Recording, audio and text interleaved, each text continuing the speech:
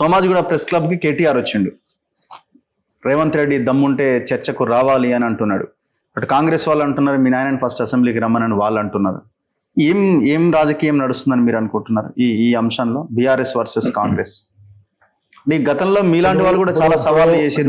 నేను మాట చెప్తా, రాజకీయాల్లో సవాళ్ళు ప్రతి సవాళ్ళు అంటే సహజమే, దానికి పెద్ద ఇదేం కాదు. కానీ ఇందులో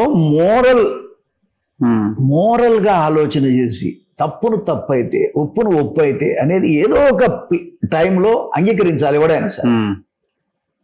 అన్నిటికంటే మించి ఈ ఫోన్లు ట్యాపింగ్ ఏం సార్ అది, అదే అట కదా, అసలు చాలా విచిత్రంగా ఉంది. ఇది చాలా విచిత్రంగా ఉంది, ఇమ్మోరల్. ఎంత దురదృష్టకరం అంటే రాజకీయాల్లో ఇంత దిగజారి పనిచేయాల్సినటువంటి అవసరం ఉందా అసలు ఎవరి కోసం? చివరి కవితమ్మది కూడా చేసినట్టుగా చెప్తున్నాను, నేను చూశాను. ఆమె అంటుంది మా ఇంట్లో మా చుట్టూ పనిచేసే 4 ఫోన్లు ట్యాప్ అయినట్టుగా సిట్ నుంచి ఫోన్ వచ్చిందని. మరి ఇక ఎవరికి భద్రత, వాళ్ళ కుటుంబ సభ్యుల మీద కూడా వాళ్ళకి నమ్మకం లేనటువంటి పరిస్థితి ఎందుకు వచ్చిందో నాకు చాలా బాధగా ఉంది. దాని విషయంలో ఒకవేళ రైట్, ప్రభుత్వం అన్నప్పుడు ఎవడో ఇంటర్నేషనల్ దొంగలు లేకపోతే దేశానికి హాని కలిగించే వాళ్ళ ఫోన్లు అట్లాంటి వాళ్ళు ట్యాప్ అనేది నాకు తెలుసు. కానీ గిట్లా మామూలుగా బతికే వాళ్ళవి, రాజకీయాలు చేసుకునే వాళ్ళవి కూడా, లేకపోతే సినిమా యాక్టర్స్ అని అంటున్నారు. ఈ అభద్రతా భావం ఈ రాష్ట్రంలో రావటం అనేది అంత మంచిది కాదు. దాని విషయంలో మరి ఎందుకు ఒకసారి కూడా కేసీఆర్ గారు నిజంగానే ఇది పొరపాటు జరిగిందనే ఒక మాట చెప్తే ఎంత గౌరవంగా ఉంటుండే. మాట చెప్తున్నా, పోనీ ఆయన దృష్టికి లేకుండా కూడా జరుగుందే అనుకుందాం, చేసేపటికి ఎవరెవరు చేసిండు అనుకుందాం. పెద్ద మనిషిగా ఆయన ముందుకు వచ్చి ఇది జరగొద్దు, ఈ విధంగా జరగడం నేను కూడా బాధపడుతున్నా, దురదృష్టకరం అని ఒక మాట చెప్తే ఎంత బాగుండు అనిపిస్తుంది నాకు. కానీ మరి వాళ్ళు చెప్పే పరిస్థితిలో ఉన్నారా లేరా అనేది ఆలోచన చేసుకోవాలి. చెప్తే బాగుంటుందని నేను కేసీఆర్కి సలహా ఇస్తున్నా. ఇది చాలా బ్యాడ్గా వెళ్తా ఉన్నది, చాలా బ్యాడ్గా అంటే చాలా. మీరున్నప్పుడు ఉండేనా సరే?